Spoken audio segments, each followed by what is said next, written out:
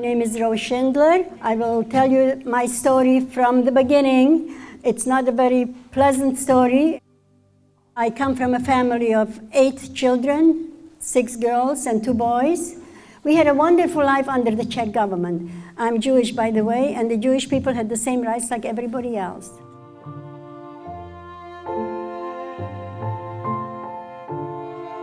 We lived in a 3-room house.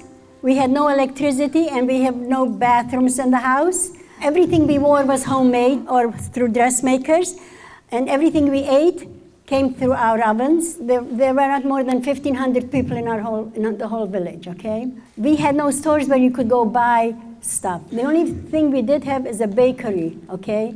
That's about it. And maybe a store where they would sell paints and nails and stuff for building. We had 2 big cities on either side of us.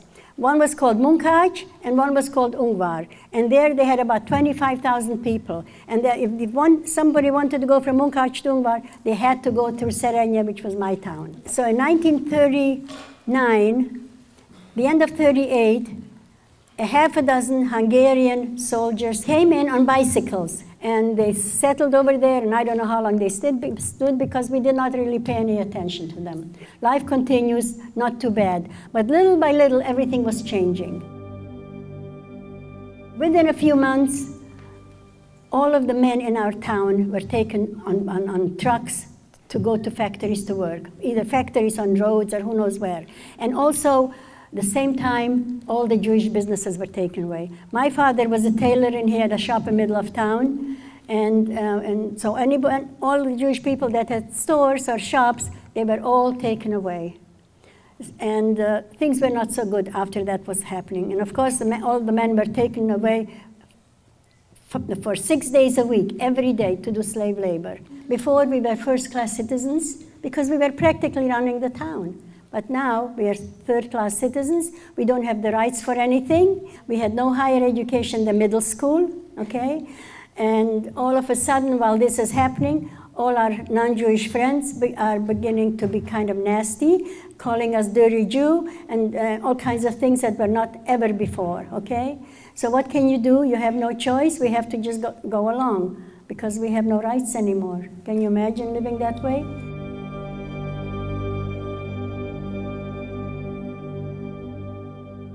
So this is going on for quite a while, okay, till 1944.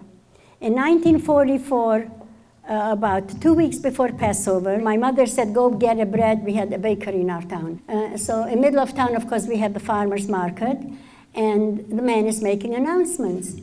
Radios were against the law during the war, and we never had newspapers. So how do you send the news to the whole little village? So they used a drum.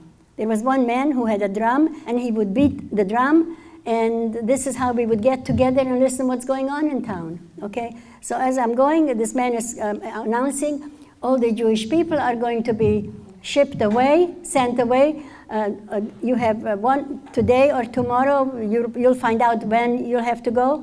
Everybody's entitled to take one bag or a suitcase. We had no suitcases because we never traveled. My mother said to me when I got home, go to the fabric store and get some burlap, and we're going to sew it up, and we're all going to have a bag to take with us. And she also tells us, put on a couple of sets of underwears and a couple of socks, because we don't know where we're going, and we don't know if we're going to have a chance to do laundry.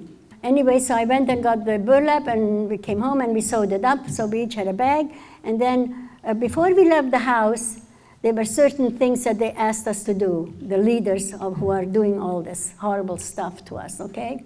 They said, if anybody has any money or valuables, you can bring it over here and we're going to keep it for you, and when you come back, you will get it back. You know what BS means.